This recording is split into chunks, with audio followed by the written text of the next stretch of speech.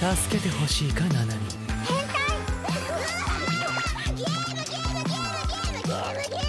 心を燃やせ。限界を超えろ。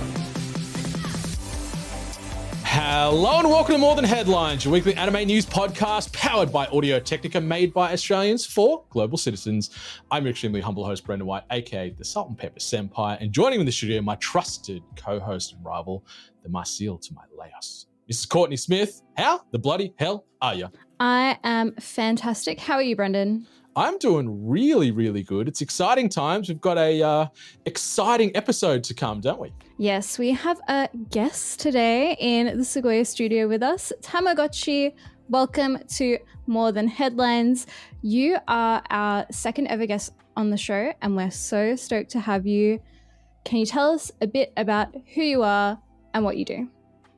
Sure, guys. It's lovely to meet the Sequoia community. Hi. My name's Tamara Tamagotchi, and I live stream pretty much every single day in the hopes of one day being a partner, I guess.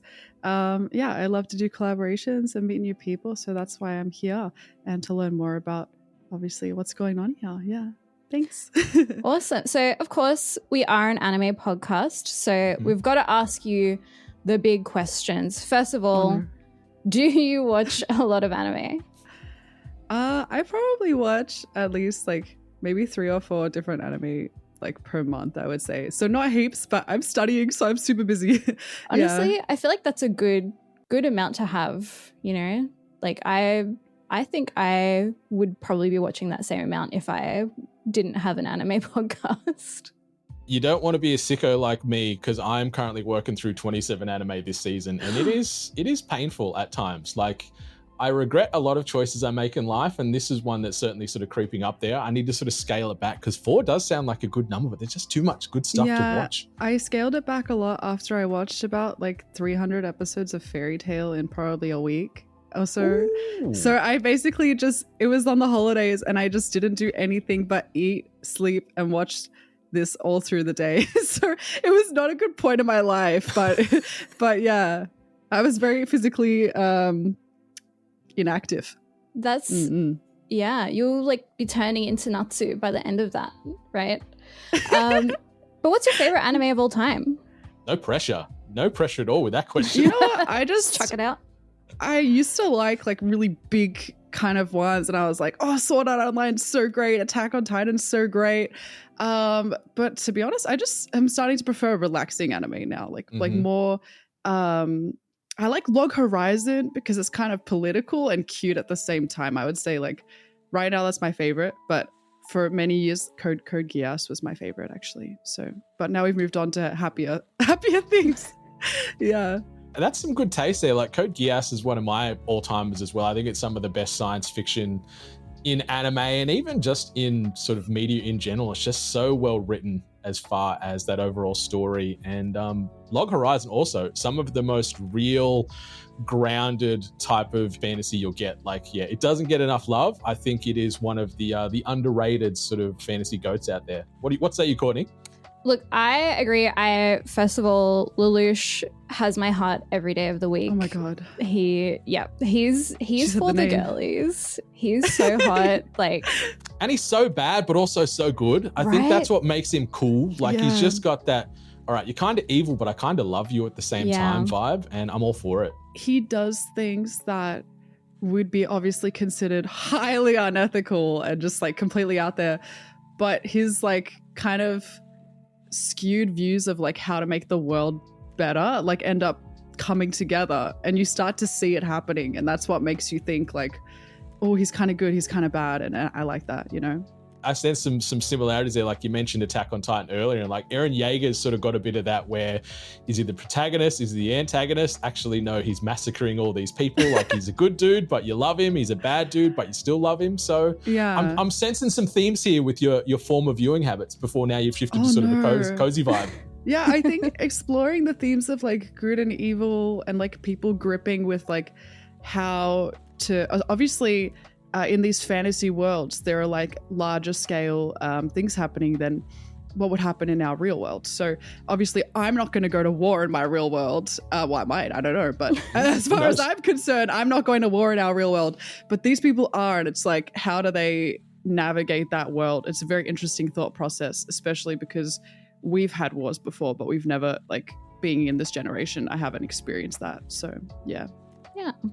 If that does sort of come to our shores, I hope I too get to pilot a mecha and cruise around and sort of fight things and then maybe eat pizza at the end of it. So that's my goals. Those are human beings. All right. Shall we get into the news? I guess we should.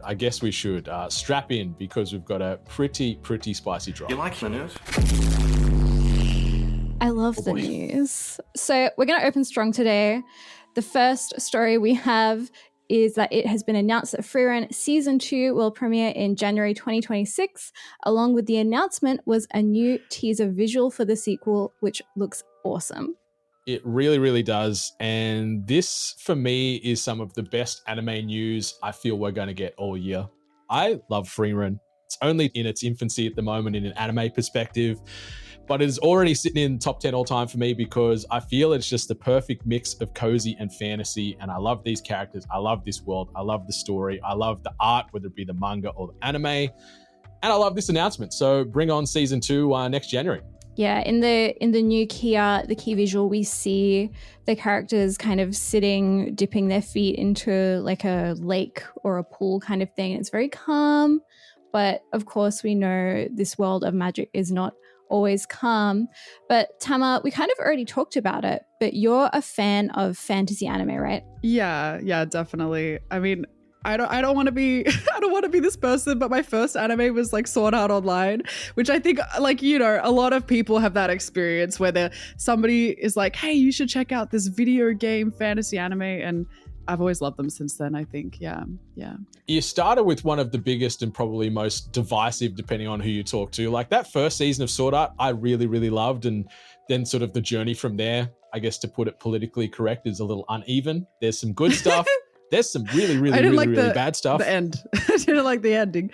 But I liked Gun Gale Online, like all that kind of stuff too. So yeah, the second season that just did the rounds in the previous season, that's just sort of finished up. It was fine. It was very pretty, but just the story just doesn't hit the way I want it to. But I know you're a big Delicious in Dungeon or Dungeon Meshi fan as well, though. Yeah, I really love it right now.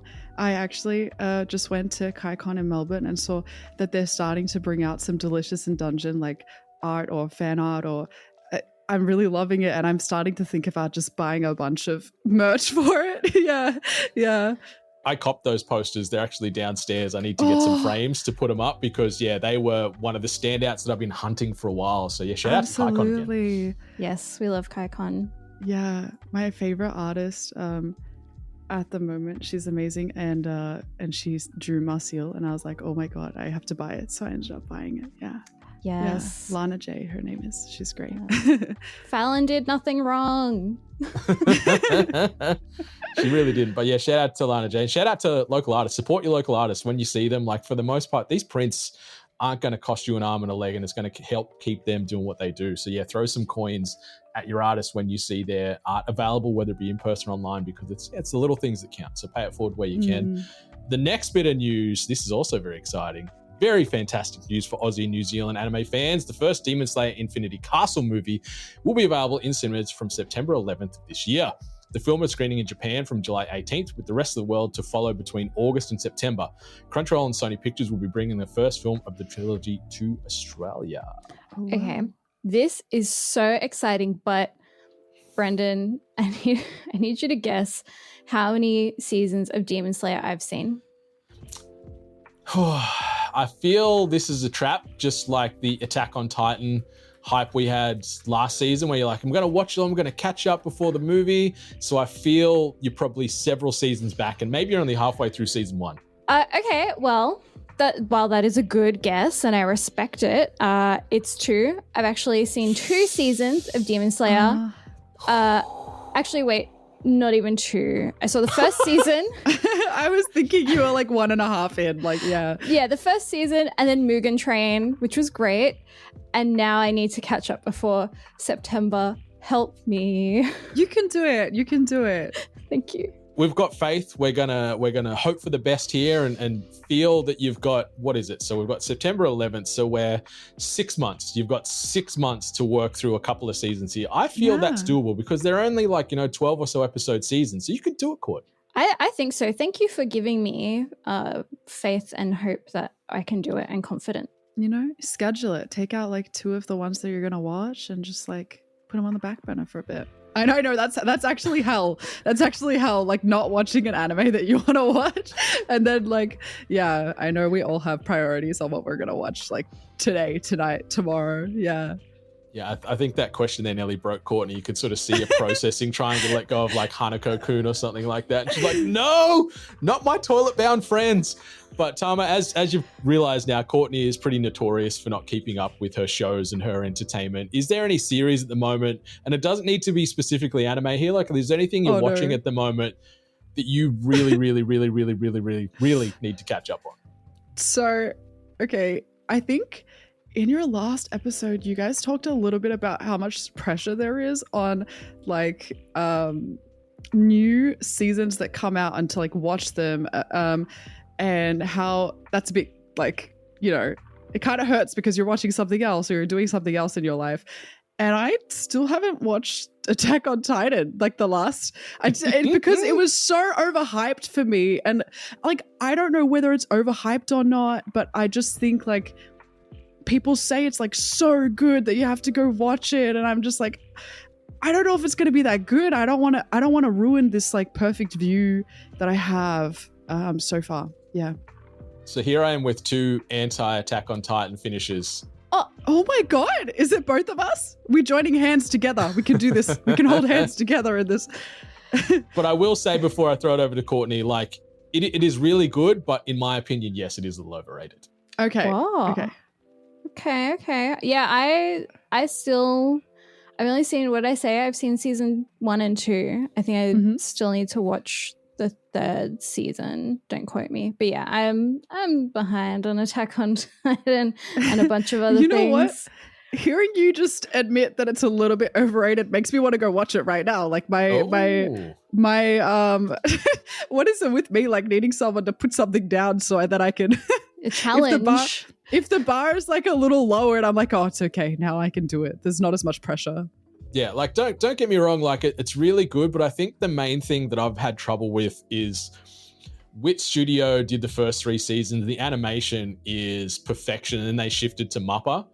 And for the audio-based listeners, we've got a cat attack going on at the moment in the background here. My cat has just been sitting on my desk this whole time, just in my face and on my camera. It's great though. Nothing wrong with that. We love pets around here. Bring them always to the recording. But yeah, after season 3, Mappa took over in season 4, and the animation just wasn't the same. And I think that was my biggest bugbear. I just couldn't gel the same way I did with the first 3 seasons. The story, really powerful, impactful, emotional, traumatizing, etc. Traumatizing. Mm-hmm. Yeah, but it's a series you need to pay attention to because there's so much going on, and if there's a long gap between, Courtney, you mentioned you think you've watched the first 2 seasons, I'd probably recommend almost going back and starting again, because I've started and stopped a few times, and I'd jump back in where I thought I needed to be, and then I'm uh-oh, what's happening? Who are these people? Yeah. Why is this guy bad all of a sudden? I agree, because I tried to watch back to season 3 was where I was up to, and I just had no idea what was going on. Why, why have these character developments happened? And it's just, it moves really quick, but I love that because drama is great and content is great. So yeah. We love the tea, but because this is a special guest episode, we wanted to chat to Tama about her experience with anime overall, generally. So we want to hear the tea from her. So Tama, my first question to you is, the first time I met you, you told me you love Log Horizon, and this was, so I'm going to give some context here, because we were at an event and I met her for the first time and we were talking. I was like, yeah, I have this anime podcast. And she's like, oh, yeah. I've seen some anime. I was like, yeah, what have you seen? And she's out of nowhere whips out Log Horizon. Wait, why is that weird? Hang on. I feel what's going on here? Is that not common? I feel it's a little uncommon. It's a very underrated, fantastic gem, but there's not a lot of people like, I guess, that aren't fully invested in anime 24/7 that maybe cop Log Horizon. Like, they might sort of check out some other isekai and sort of fantasy-based content. So when Courtney mentioned that to me, I was like, oh, okay, Tama knows what's up. Like, that's impressive. Like, Log Horizon, I love it. I'm a big fan. Keep talking. I like the compliments. Keep talking, guys. No, I think it's such a great, if you're studying and then you watch this and then you go back to studying, or like whatever you're doing that might be stressful, because I find that stressful, I feel like it's so relaxing, and it's just such a, like, you know, you get the fantasy experience, and they have such beautiful like backgrounds for you to just experience and look at, and they take a lot of time to appreciate the beauty of the fantasy world. But then they also have a lot of parallels and logic, and there's some like political stuff there that gets you thinking and keeps you wondering. So I really enjoy that. Yeah, I don't know how much I'm allowed to spoil, so I'm just trying to keep it under wraps, because I think it's going to be... You can spoil a little bit if you like, but like, I think, like you mentioned Sword Art as well, like it sort of walked so Log Horizon could run almost in a way. Like they both sort of lean into the MMORPG vibe where you're sucked into a game and you can't get out.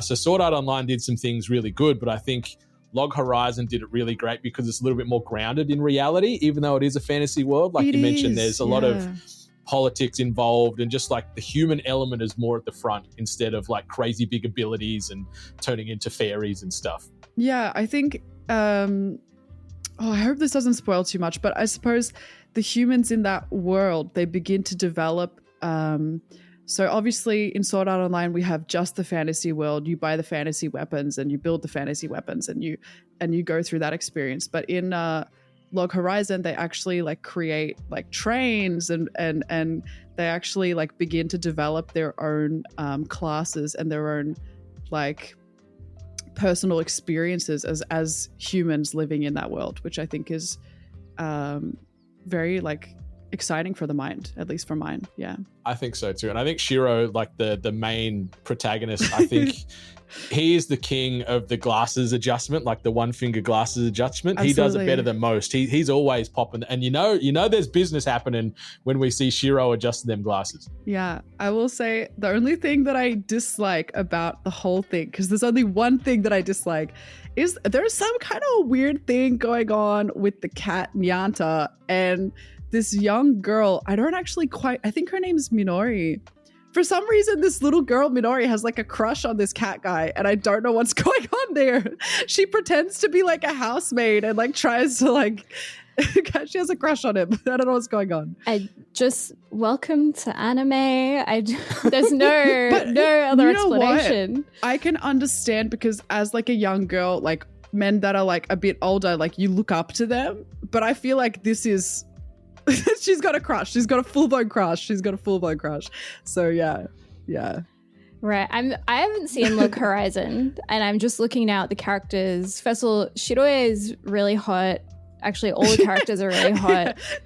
They're all hot, yeah. But yeah, that is just like a full-blown cat on two legs. Yeah. And this Minori is a young girl. She takes the class. I don't know what class it is. I think it's like maid. So she's like a bard, I think, maybe, and she's a maid as well. And yeah, she does housework to level up. It's crazy.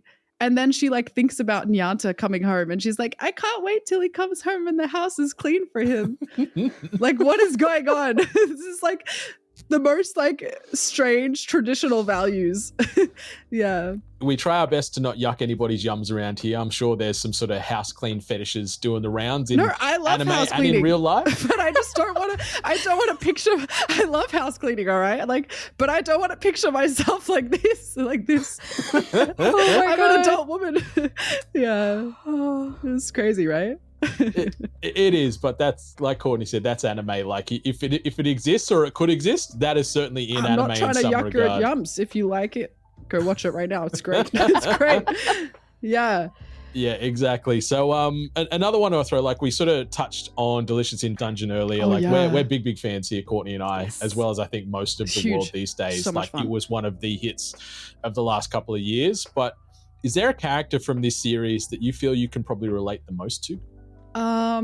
You know what? Like, I'm gonna sell myself out here and just say, like, I feel like the elf girl, I think Marcille is her name, right? Yeah. Mhm. And I feel like I'm kind of stuck up like her a little bit. I feel like I'm kind of like a little bit of a stick up, the butt in a way where it's like, I'm not going to try this dungeon food, but it smells delicious. And suddenly I'm going to start devouring the entire bowl, even though you guys are terrible. Everything you've done is terrible. And your meal's probably going to be bad. And then all of a sudden I'm just like there enjoying the experience. It takes a minute for me to get involved in things, you know? I see that. I feel like personally, I relate to Fallon, where she's kind of just like along for the ride, and like she is, you know, the one person that always like gets got. That would be me. Like in a zombie apocalypse, like I'm gone first, you know, like, and I come back as like a king zombie, and I'm like killing my friends. Anyway, I think Brendan is Senshi. Yeah, Wait, I knew it was coming. Did we just skip over the fact that you just related yourself to like some demon bird girl? What is going on? Maybe. Okay, sorry. Senshi, I think so too. I think Senshi as well. It's very accurate. Like food is never too far from my thoughts, and yeah, like let's be honest. I look the most like him out of all the main cast. How so. many meters away are you from your closest pan? I need to know. I'm poor. Maybe because I'm upstairs. So if I take in like the downstairs, maybe 25 meters, but I'm like a meter away from a box of strawberry pokey over there. So Yeah. Oh, pocket, yeah. and some chips. Wow. So you even have food in your room? I've got fairy floss on my desk. Hey, yeah, God. yeah. See, you need that emergency snack sometimes, Courtney. Yeah. I try to.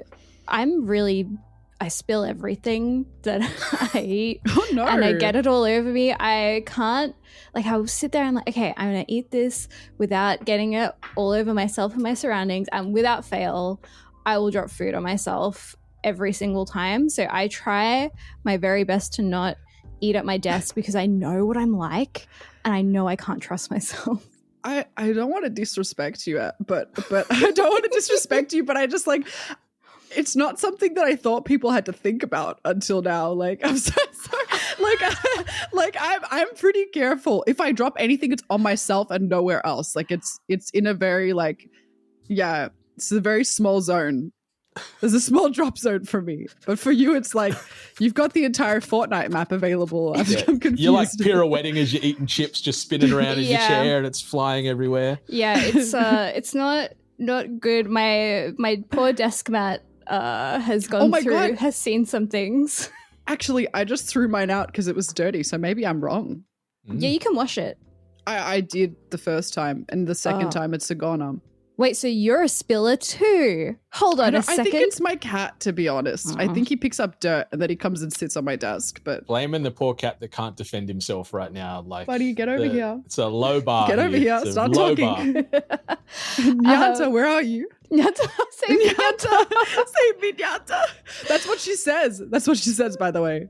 The So little girl. You love cleaning and you say save me Nyanta. So I think Whoa, maybe you're projecting a little If bit. the maid outfit fits, right, Courtney? yeah, Like, yeah. If the maid outfit my fits. I'm not telling you my size. If you want to send me one, we'll see. We'll see. I'm not telling you my size.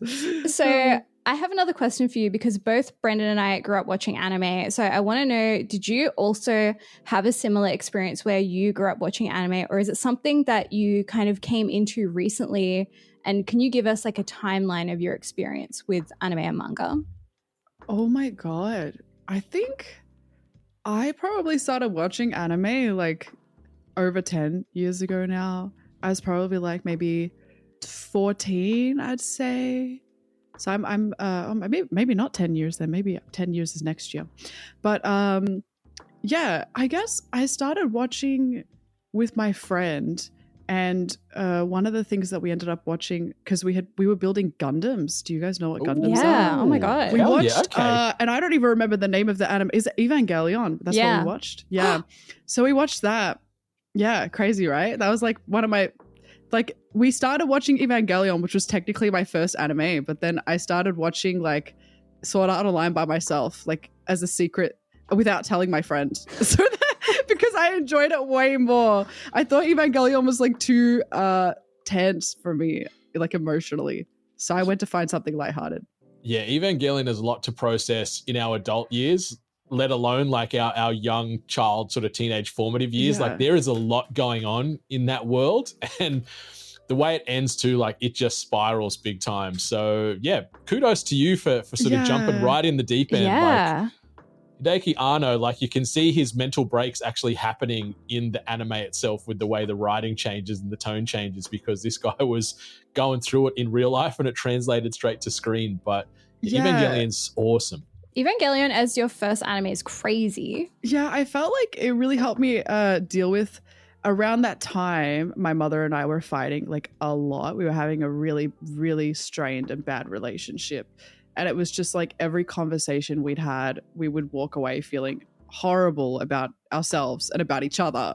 And like watching this anime kind of made me understand some of the darker feelings that I was feeling and identify them. And then I think when I started identifying them and realizing that they were really bad feelings, I just started moving on to like lighthearted, more kind of enjoyable for the heart anime. Because I don't want stress. I just want peace. I just want peace and love. Yeah. There ain't much peace and love in Evangelion either. Like it is a lot of emotional gut punches over and over. But the cool thing is like connective tissue here, like Evangelion was done by Gainax, who is now part like ex-staff by Trigger, who also did Delicious in Dungeon. So there's your little anime story all coming together. No way.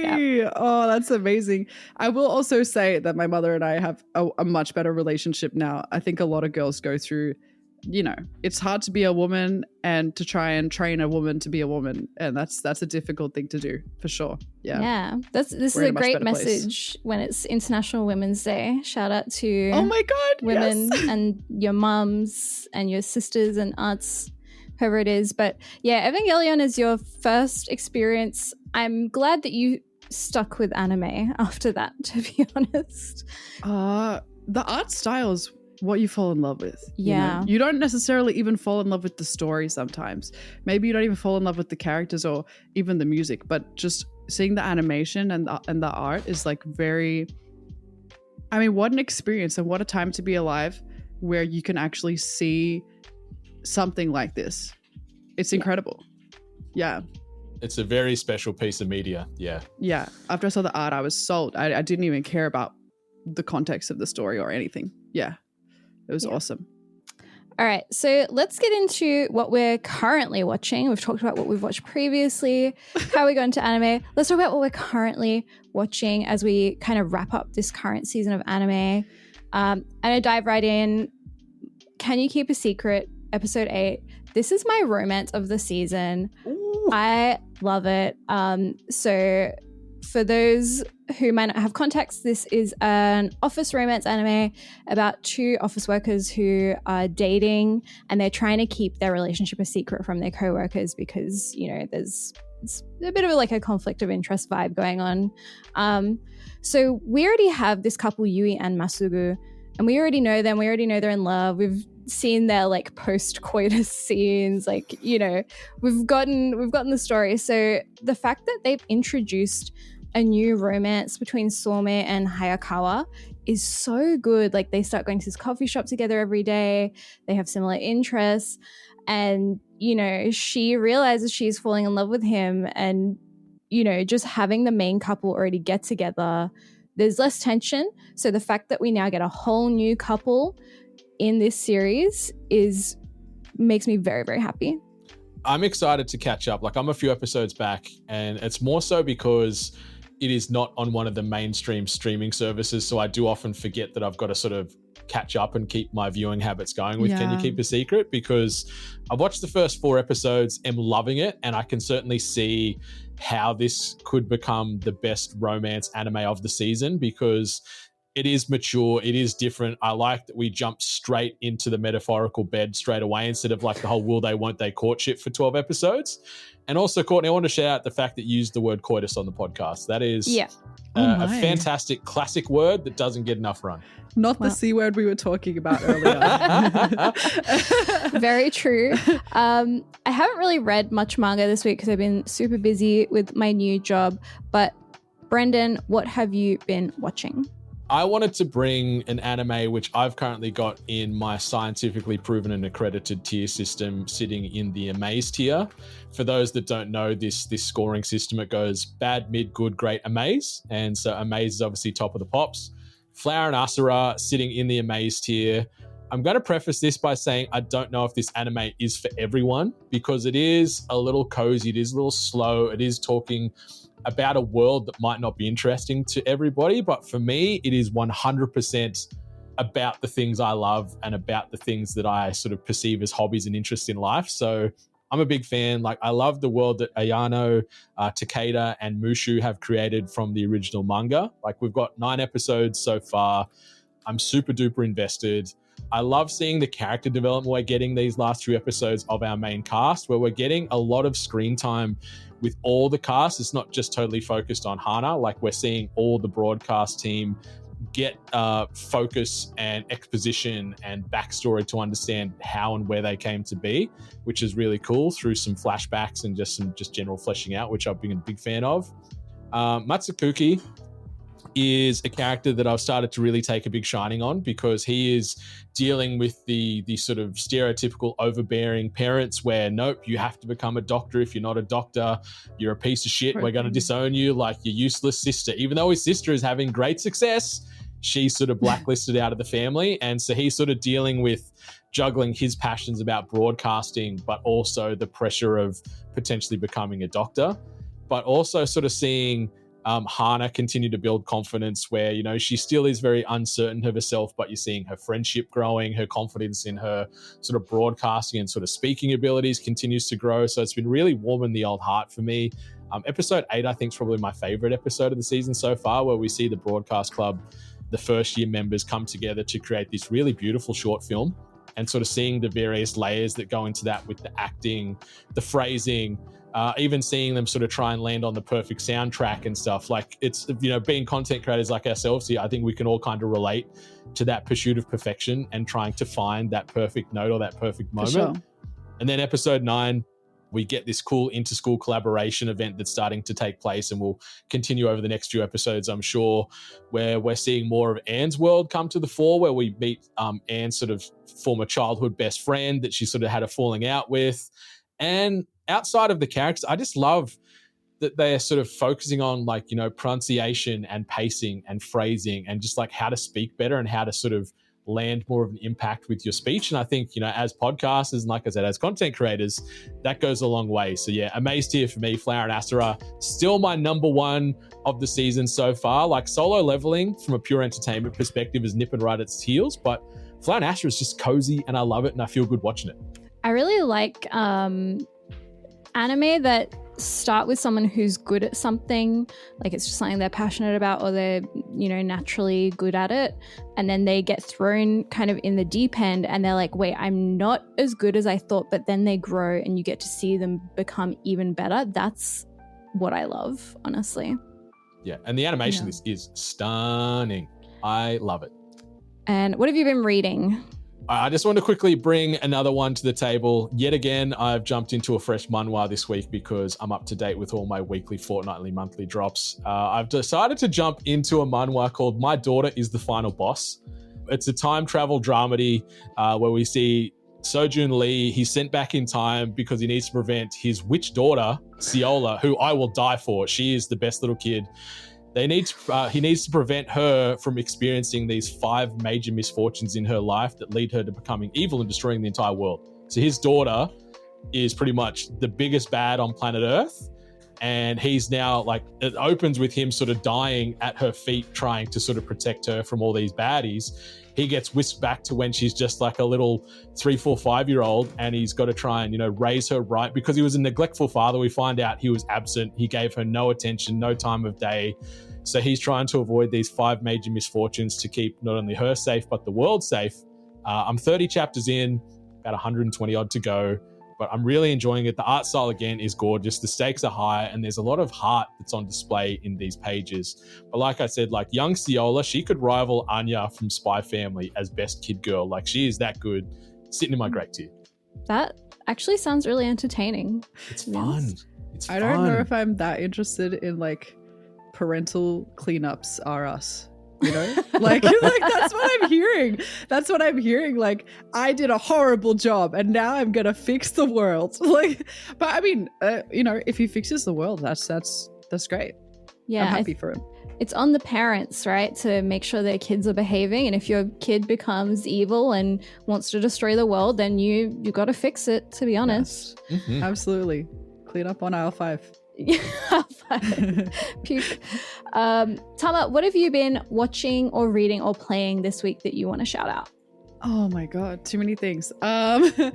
I like, in terms of anime, would you like me to games, share? Anime, TV, music, whatever? I'll keep it with a bit of anime. I have been trying to convince my friend to watch some anime, and he does live streaming cooking streams. Because of that, I thought it would be good. He also especially likes Japanese food. I thought it would be good if I could show him campfire cooking in another world. And he's been enjoying watching all of the processes of like cooking, because if you don't like cooking, do not watch it, because there's so much cooking. It's like literally 3 times in an episode they will cook different meals, or 2 times. But I really enjoyed the whole process. If you would like me to explain a little bit about it, I guess there are like 4 people that get summoned to a magical world, so it is fantasy, and 3 of them I think are high school students that decide to defend the realm and go with the king that summoned them. But this guy is just Mukoda. He's just an adult, and he kind of knows something's up. Like, I don't know if I want to join this king to save this fantasy world, because I don't really believe that what he's saying is true. So he tries to hitchhike out of the country, finds out that the king's closing all the borders and everything, and then manages to still get out. But on the way, as he's cooking for these travelers that he's traveling with, hitchhiking with, this massive wolf comes out of the forest and asks him to cook for him.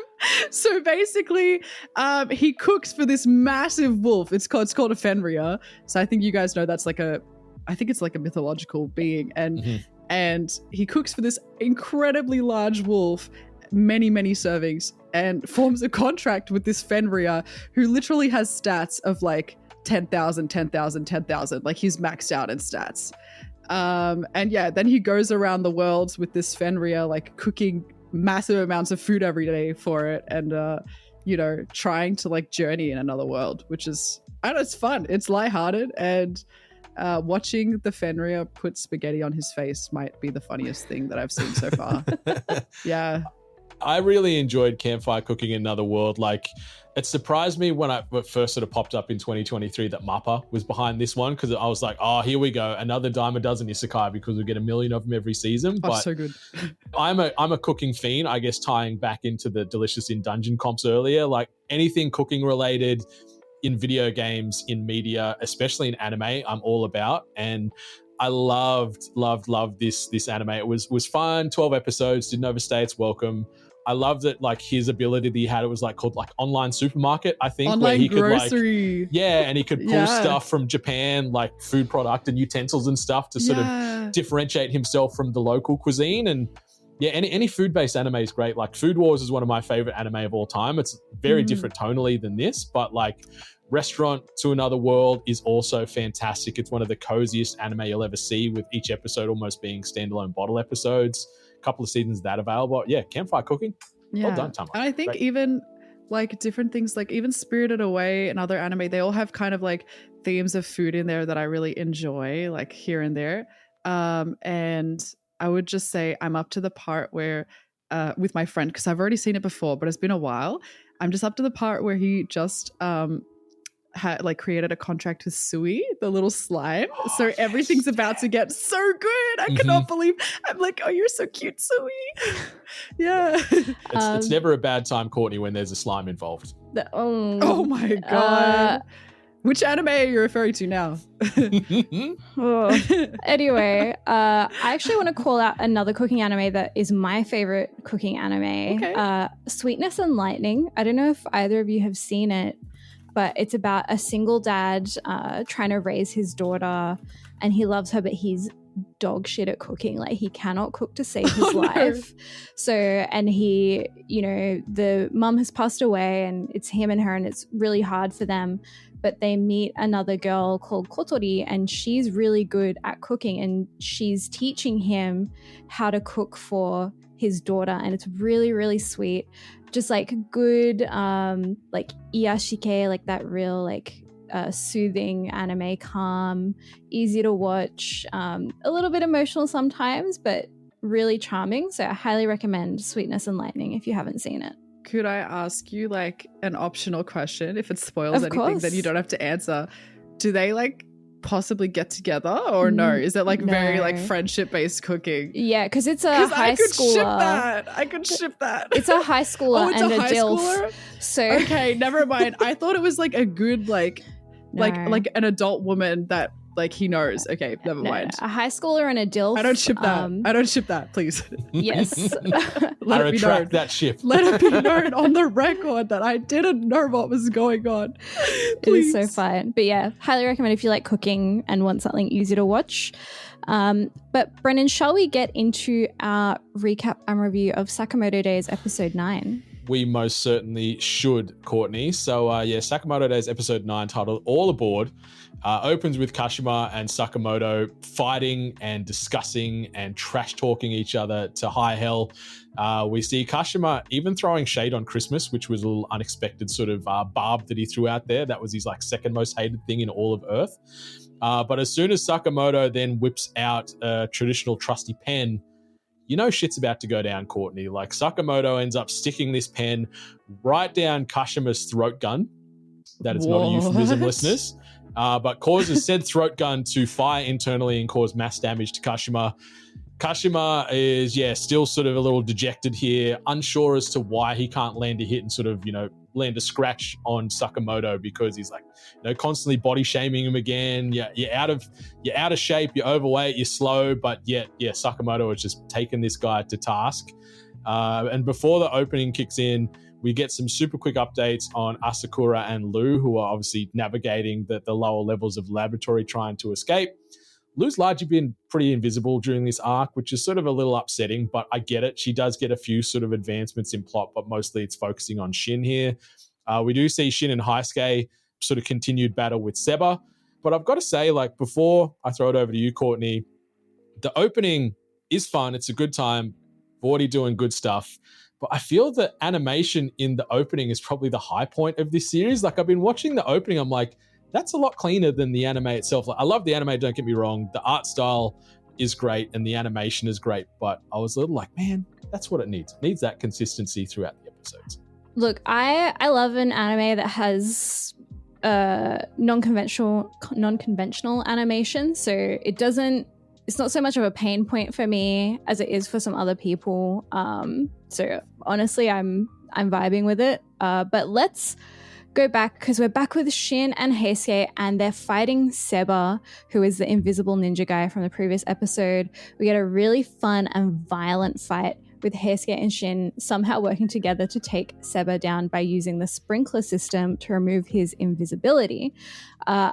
I love that every assassin they've fought so far has become an ally. So we get to see Heisuke helping out Shin in this fight, and we see his ricocheting bullets in action. Like, he's pointing his gun at Seba, and Seba's like, I can see where you are. You're a bad sniper. This is not what snipers do. But then he shoots at a wall, and it ricochets and gets Seba in the shoulder. I also love Shin trying to decode the mess that goes on inside Heisuke's mind. It's just like crayon drawings. Every time he's like, I hate reading your mind. Like, you are the worst mind to read ever. Like, go to school, literally. But I think they're a great duo. A great combination of that kind of ranged and melee combat style, which works really, really well for them, and a hilarious personality combo, which I love. But this scene, I was getting flustered. Like, Seba is so hot. His Japanese voice actor is Okamoto Nobuhiko, who plays Takumi Usui in Maid-sama, and my favorite boy, Bakugo, in My Hero Academia. I've got to throw it across to you, Tama, really quick. Do you get a little hot and flustered by certain anime archetypes? Have you got like a look and vibe that you gravitate towards? If you're watching anime and you go, that's my man, I'm shipping that. Like, have you got a vibe here like Court? Resembles Sebastian from Black Butler, I'll just die, to be honest. You know what I'm saying? Like anyone who's like, yeah, that's it. The girlies have a type. Yeah, Tama and Courtney just became best friends with that one response there. With that one response. Yeah. It's you know, he's a very caring man, but he's also a bit like scary. Got the glasses. I don't particularly love glasses, but it's the fact that he's almost wearing it like an ornament rather than actually using them as a, you know, it's like the dress up style, I think. Yeah. There you go. Learning more new things every day here on More Than Headlines. I'm thankful for that. But yeah, I'm not at all surprised. Like, these episodes be getting Courtney thirsty from like front to back. It is just, you know, death, taxes, and Courtney thirst. You cannot stop with some of these episodes and characters. But yeah, back to Kashima. We find out that he's sort of started to set off these timed explosives. He's planning on, grounding, like destroying the lab, destroying all the evidence, hiding everything that they've been up to there, so it cannot be taken into other hands. We then also find out during this continued battle with Kashima and Sakamoto that Kashima is now 70% heavy weaponry. So his body, 70% of that is made up of heavy weaponry, which is by far miles better than my body, which is probably 50% burgers and dumplings, 40% anime girls, and 10% I probably can't mention publicly here on the podcast. But the contrast between Kashima and Sakamoto's weapons here really made me chuckle. Instead of the blades and the guns and the throat cannons and all this, Taro Sakamoto is rocking a mechanical pencil, stickers, and a humble flyer for the convenience store itself. And we see, though, Sakamoto using these various pieces of stationery to do major damage to Kashima, blinding him with the lead pencil. Like, he's sort of, pressing down the bottom of the lead pencil to get maximum lead out, and then he just snaps it and flicks it straight into his eye. Super cool moment. Again, you just go, man, this guy is a bad son of a bitch. Like, you don't want to mess with Sakamoto. And the men end up then fighting on a series of trains. Sakamoto, again, is just coolly, casually crushing ass in this fight. Like, again, you can see this chasm start to sort of expand between the abilities of Kashima and Sakamoto here, where Sakamoto is really starting to rip in. They end up fighting inside a passenger carriage. Kashima here is starting to then like internally monologue and gush over how cool Sakamoto is and how he truly is the ultimate assassin. But it's a really cool exchange here, and I love that they've sort of shifted from fixed on the ground into these moving vehicles, and now we've got sort of general population to deal with as well, Courtney. Yeah, and there's a moment as well where Kashima's like, so this place is loaded with bombs. You've got about 20 minutes to beat me and disarm all of this. And Sakamoto turns around and goes, 20 minutes? All I need is 5. And I'm like, I don't want to hear that from a guy. Like, if a guy says to me, like, all I need is 5 minutes, I don't want to hear it. I feel bad for Aoi. Hey, we don't yuck anybody's yums here. We've said that several times now, and we know that what Sakamoto can do in 5 minutes would probably take me 5 days. So, like, he's going to have Aoi feeling good, whether it be 5 minutes or 5 seconds. So we don't besmirch the good name of Taro Sakamoto here. It's only because you identify more with dumplings than your own culture. Yeah, that's pretty good. Like me, I was just sitting here being like, I'm half Greek, I'm half Australian, and you're like, I'm half dumpling, half Pocky. Yep. I am part Chinese, so I guess I'm technically sort of tying into that there in a loose way. But anyway. Anyway, we then get a flashback to young Kashima, who has been outcast due to his sense of justice, where he eliminates bad people without hesitation, and people are kind of judging him and beating on him and like, that's bad. You don't get to choose who lives and dies. Then we're introduced to the Master, who arrives on the scene, killing a host of innocent bystanders. How lovely. He places his trademark X across Kashima's lips with blood. He like gets like blood in his stomach. He like does an X on his lips. Oh my Lord. I began to weep tears of joy because we get a shot of the Master's piercing blue eyes, his white hair, which is my weakness, and we get skinny Sakamoto. Like, this is thirst trap on steroids, this episode. You see what I alluded to earlier, Tama? Like, She likes the master. Ooh. yeah, it's just blue eyes or like any type of silver-haired hero or villain is usually an immediate sort of thumbs up from Miss Courtney. I just want to clarify, not to yuck anyone's yums, but it's not because they're old, it's because their hair is genuinely silver. Is that correct? I love a DILF. Never mind. Okay. I love a both. DILF. I'll say it. All right. I just out of curiosity, you know. It's okay. We own our truths here, Tama. We own our truths. You know, it is what it is. But White yeah, we hair then equals shift sweet back. Courtney. We shift back to the present after that little flashback, and again we see Sakamoto absolutely destroying Kashima, who yet again cannot even lay a hit on him at this stage. We get a few more funny moments amidst all this violence where Sakamoto tells off Kashima for sitting in the priority seating on the train when there's this old lady that tries to sort of enter the train and attempts to sit down as they stop at a station. So Sakamoto tells him off and then just completely kicks the piss out of him again for that. Then Kashima uses a giant chest burst cannon that sort of just comes out, I guess is almost like his ultimate ability here. Blows a hole through the train, sends Sakamoto off into the distance, and like, I guess Kashima has a moment of respite here. It's like, man, I've got him finally, thank God. I can sort of go on and complete this mission. But we find out Sakamoto is in fact not dead. He is still the supermarket god that we know and love. He ends up back in the main carriage with Kashima. We have some really great shots here and like subsequent panels that give off major like JoJo's Bizarre Adventure noir type of vibes, which look really, really awesome. They're really, really well drawn and highlight the emotions between these two sort of combatants. Kashima then, in pure desperation, starts throwing passengers at Sakamoto almost like baseballs, like picking up these random passengers, throwing them at Sakamoto on the train, who easily and effortlessly just catches them all while still serving them as though they're customers in the store, like catching them, putting them down on the seat, opening the kids' lollies, helping with this passenger with this. And they're like, oh, thank you, sir. And like, even though there's death and destruction around them, they're all just chilling. They're just riding the train home.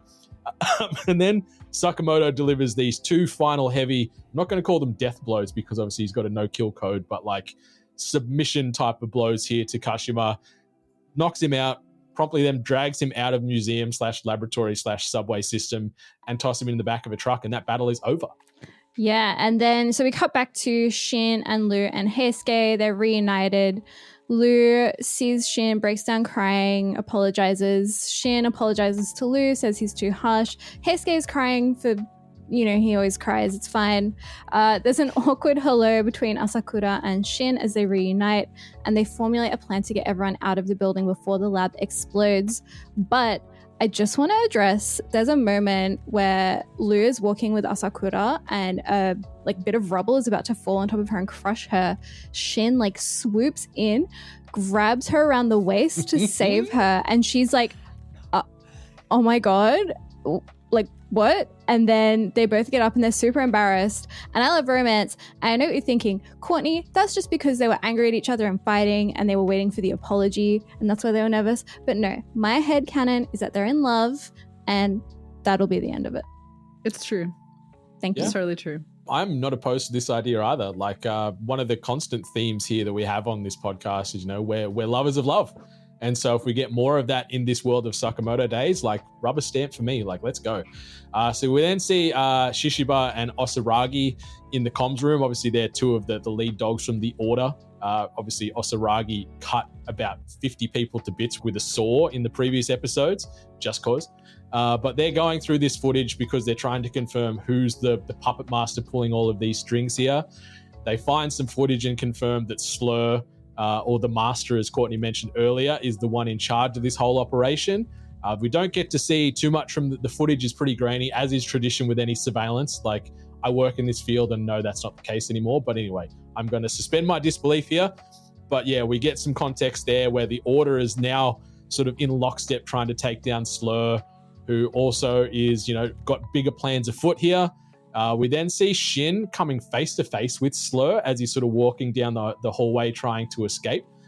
And it froze Shin instantly due to the enormous amount of bloodlust permeating from Slur. I guess you want to translate to a power level. Slur is up there. He's the big bad. And yeah, Shin was scared and frozen in place, not sure what was going to happen. And it's a pretty big like foreshadowing moment there where you're like, oh, this is intense. Again, the tone shifts from funny and whimsical to violent to scary to eerie. Like I love the yo-yo that happens with Sakamoto Days, but yeah, it still continues to paint Slur as the biggest villain we got to worry about here. And personally, I love a silver-haired anime guy that wants to kill me. Like, yes, you have permission. Go ahead. Stomp on my neck. It's fine. Anyway, everyone escapes and meets topside with everyone thinking nothing but positive thoughts towards Shin, all of the staff. We see those family themes coming back again for this episode with everyone admiring how Shin has grown up. And the episode ends back at the Sakamoto residence where we see them enjoying a big family dinner. Sakamoto has put his weight back on again. Hana is talking about school and Shin and Lu are back to their nonsense. And to be honest, I'm glad that this lab arc is over.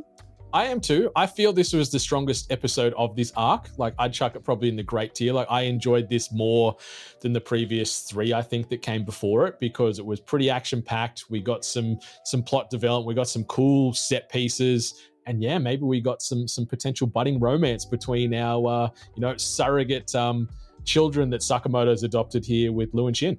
Yes. Great episode overall, but let's wrap it up now. I want to have a big thank you to Tamagotchi. Tama, do you have any final comments and where can our audience find you? The floor is yours. Say everything you would like. Okay, everything? All right.